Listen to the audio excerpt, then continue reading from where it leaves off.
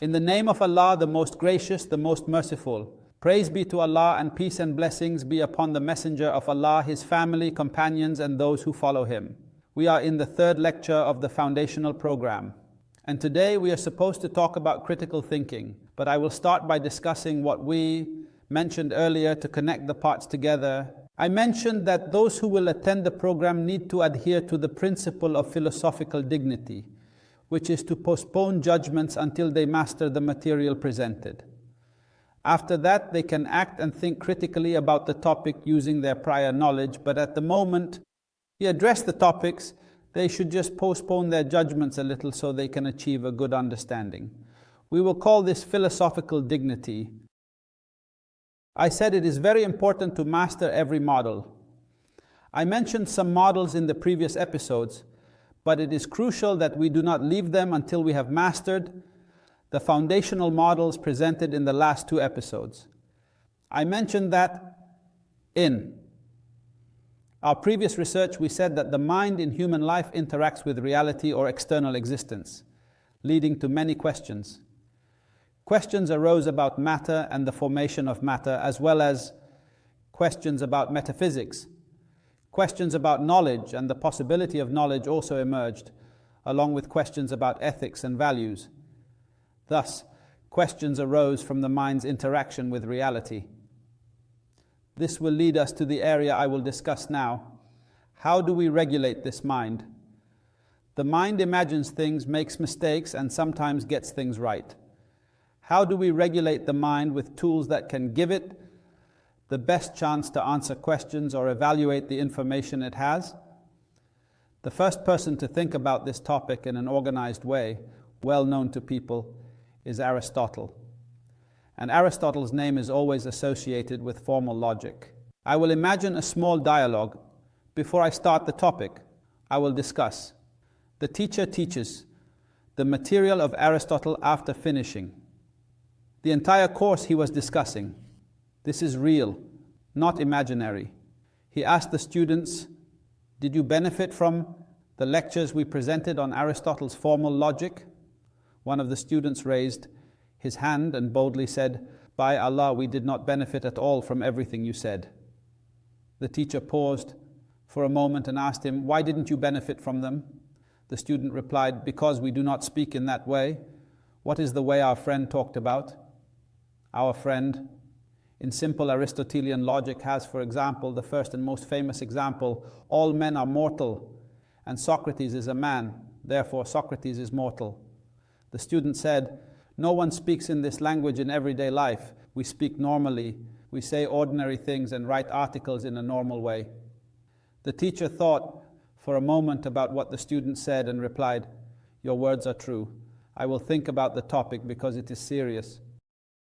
He spent 5 years of his life in total creating and developing what is referred to as critical thinking, which is completely different from the system established by Aristotle, which he called formal logic. However, one of the differences in this topic is that I will start with formal logic and take from it things that are important to us in essence in logic and critical thinking as we know it today. Since the topic is complex, it is inherently interactive, meaning there must be students with papers who ask questions and discuss the questions. If I present it as a lecture, it will be more difficult for us and for you as listeners. However, this does not prevent us from making a very simple attempt to overcome this blockage that seems, at first glance, to be insurmountable. Everyone loves football. Let's start with football because it is close to the hearts of young people and those listening to the lectures. Most people are either supporters of Real Madrid or Barcelona, and there is a rivalry in these football spaces. So I will begin with the language of football because it is closer to awareness. What I will discuss is formal logic, starting with what we need to carry with us on the next journey. I will take the first main issue, the referee on the field. The first main issue is the referee on the field and a player. Passed the ball to his teammate who headed it into the goal. The referee said, "Goal," and declared it a valid goal. Here begins the first logic. the word of the referee, who said that the goal is valid. We start discussing logic by examining what he said and where it fits in logic. He used two words. The first word is about the goal, which is the subject he is discussing. The second issue is that he said this goal is valid, which leaves him with two fundamental propositions combined into one concept, resulting in the statement that the goal is valid. This phrase, the valid goal, encompasses the entire subject related to critical thinking and logical thinking. Why do I say that this issue is the most important one in all of logic? Because all discussions surrounding logic revolve around verifying claims. Now, we might disagree with the referee. For instance, if a player grabs the jersey, tears it and throws it and the ball did not cross the goal line, then the goal is not valid and there is an offside. You see this in matches, right? Because the referee made the claim that the goal is valid, this creates a problem. This is the depth of logic. If there is a claim, how do we verify that this claim is true? Thus, this is the first very important statement. The referee on the field gave us this word. So, if you want to remember the entire topic of logic, it revolves around the issue that our friend stated, attributing something to something else, and people disagreed with him, leading to a dispute. Therefore, the first main topic in logic requires one to know what the issue is. If you don't know what the issue is, you have a problem. So the first important matter is this.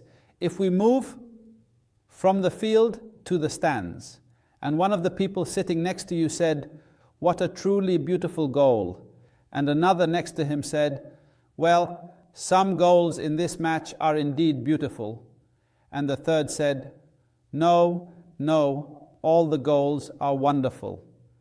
What is the difference between the three sentences they said? Are they the same thing, or are they different from each other? This is called in logic the scope of the claim. The scope of the claim means that our friend who said all goals are beautiful is making a very large claim, because if one goal is not beautiful, like if the goalkeeper forgot the ball and it went into the goal, then his statement becomes incorrect. Our friend who said some goals are beautiful lightened the burden of the claim. Now the discussion is that he says, well, 2 goals were good, 3 of their goals were good, and we entered into a discussion about relativity regarding a simple claim that one of these goals is beautiful. So the issue is, if we know what the issue is, what is the scope of the claim that the claimant can bear? Now, if someone asks me what the importance of the scope of the claim is, the scope of the claim is at the core of the critical thinking process. Why? Because, for example, I might write an article saying that some Muslims do not possess good morals. And then someone expands the scope of the claim and writes a response saying, this person who says that Muslims do not possess good morals, I didn't say Muslims, I said some Muslims. But he expanded the scope of the claim to make it easier to attack what I said. The function of critical thinking is to protect us from this kind of unethical treatment of the subject. The scope of the claim is very important for us to maintain regarding the speaker. Of course, in the verbal disputes that occur among people, people usually encroach upon the scope of the claim. One says, America is in an economic decline. Another person comes and says to us, you said America will collapse. And he replies, I didn't say it will collapse. I said it is in economic decline. Expanding the scope of the claim beyond what it can bear is not a rational act in what is called critical thinking. Critical thinking adheres to the scope of the claim that its owner carries. The second point we carry with us from logical thinking is the scope of the claim. This topic, which is the goal that was scored, when it moves to television, they usually bring in 3 commentators and they start discussing. One of them says, but this goal is not valid, this is offside. The second replies, no, it is a 100% valid goal, there is nothing better than it. The third says, Well, I'm not sure. We need to see the VAR technology. Of course, I don't know what VAR technology is, but I imagine they are talking about an electronic device that can determine if the ball completely crossed the goal line or not. I think that's what they mean. So now there is an issue among these people. There is a case that could go to court. This case is the essence of logic. So the referee on the field raised for us the issue of whether the goal is valid, right? We move to the scope of the claim among the audience, so we have a second topic, which is the scope of the claim that shifted among these commentators, and a dialogue emerged about the validity of the goal and so on. Thus, we have a case for discussion that can be true or false. The case that can be true or false is the essence of what is called critical thinking, because critical thinking only concerns itself with statements that can be true or false, as we will see shortly. But within this discussion, one person went outside and saw two people grabbing each other by the neck and hitting each other. So he asked, "What is the topic?" They said, "The topic is, well, the goal that was scored." So if one person says the goal is valid and the other says the problem is the goal is valid, they started a fight among themselves. So is the topic the goal? Yes, the topic is the goal. So what is the importance of this information? Many discussions revolve around, and we don't know what the topic is. The topic is the thing we will judge. Here, the judgment is about truth or falsehood regarding the subject of the goal. For example, if we say, America will collapse, the topic is America and the collapse attributed to it. If we say, the Islamic world is currently witnessing a revival, the topic is the Islamic world and the revival attributed to it. If we know what the topic we are talking about is, we become, as they say, like the bull by its horns. We start to understand what the discussion is about. Sometimes a person comes to you. A person talks about 10 topics, and you don't know what the topic he is actually discussing is. Every time you try to grasp one aspect of the topic he is discussing, he shifts to another topic. Knowledge and critical thinking care a lot about identifying the topic based on the relationship between what is being claimed. For example, our friend said, the goal, and issued a judgment on the goal that it is valid. Now there is a discussion. The topic is known, and the judgment that exists regarding it is called the subject and the predicate. All predicative issues are of this type, where we have a subject upon which we have issued a judgment. If you grasp these basics without delving into the depths of the area, we have a judgment on the field. There were comments from people in the audience sitting in the stands, and there were comments from people around the table where discussions were held. There were comments from two who were fighting, and the main topic between them was the goal in question, with the judgment on whether it is valid or not. These main issues need to be initially and clearly present in one's mind in a simple way. If you recall the story I mentioned, hopefully you are indeed in a safe place and a very good area to deal with critical thinking. However, the issue does not stop at this point.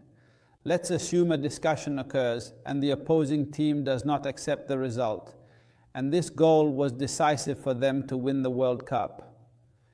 They formed a grievance committee, and the committee met, discussed thoroughly, and one of them said that the goal should be counted if the ball completely crossed the goal line.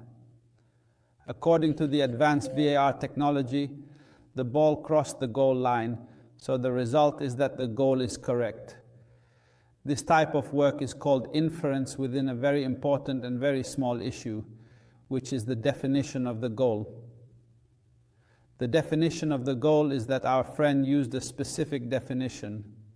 If the ball completely crossed the goal line, and the electronic device told us that it crossed, then the goal will be counted.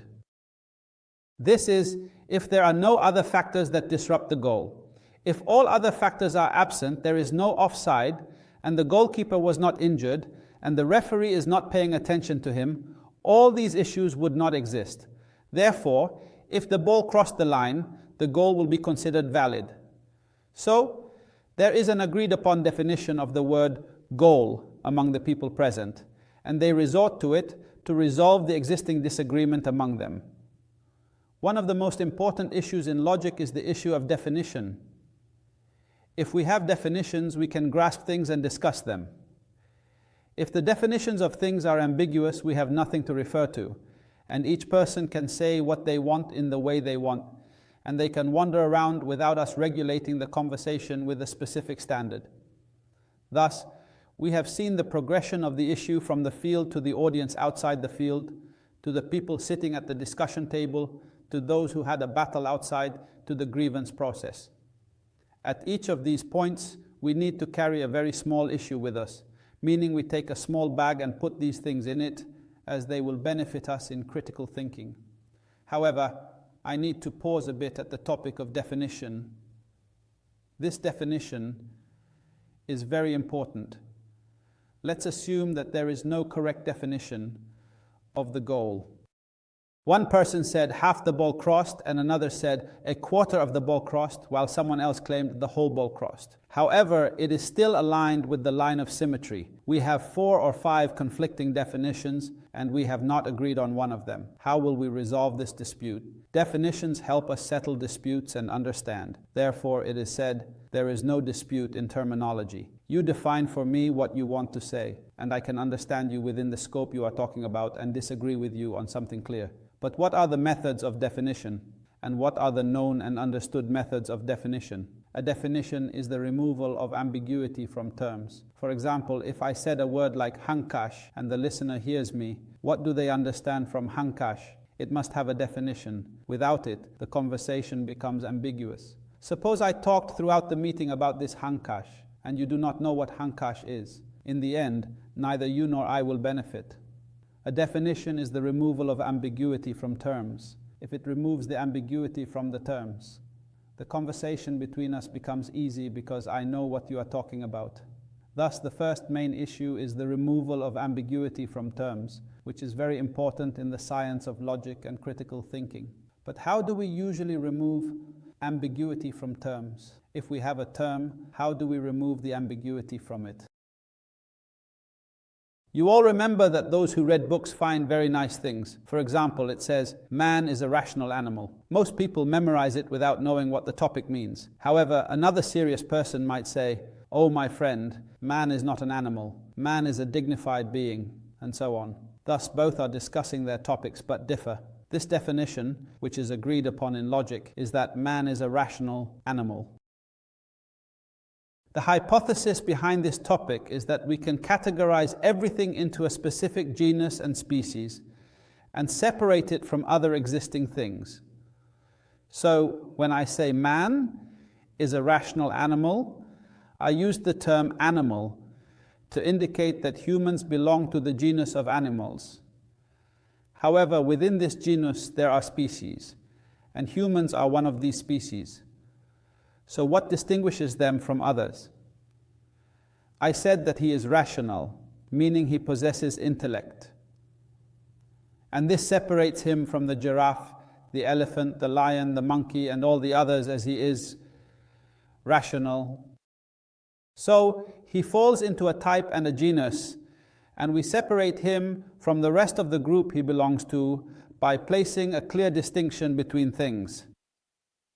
This was the ancient Aristotelian conception.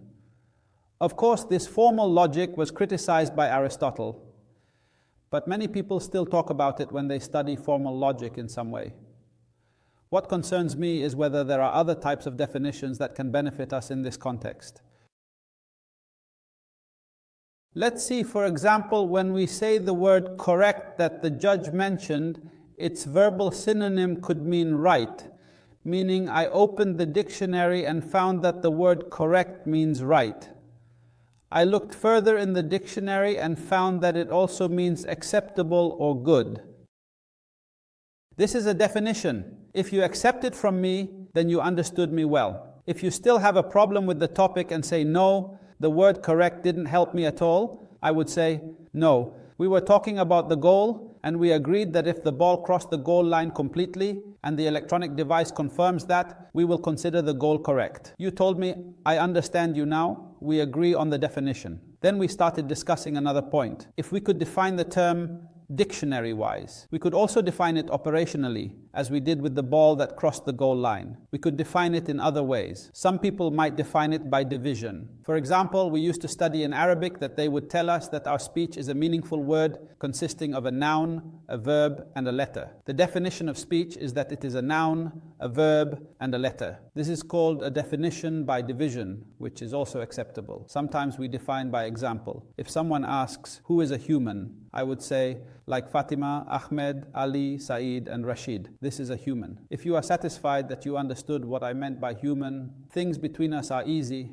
and we can start discussing the topic because it has become clear to us. So we have levels of definitions, but the primary function of a definition is to remove ambiguity from terms so that the conversation becomes easier. If you tell me the word hankash and I don't know what hankash means, the dialogue between us is lost. If I understand it, it becomes easy. And therefore, in scientific books, there is usually a list of terms and the author's definitions for them. So when he uses them, we know that he was discussing the topic in a specific way. Therefore, we do not hold him accountable for something he did not intend in the topic he mentioned up to this point. We made an introduction to what is called logic and critical thinking, but we derived it from another science, which is Aristotelian formal logic, and we made it in a very simple way related to football. I hope it sticks in the mind, making it easy for a person to recall. I will stop here then. We will move on to the next lecture. I wish you all the best.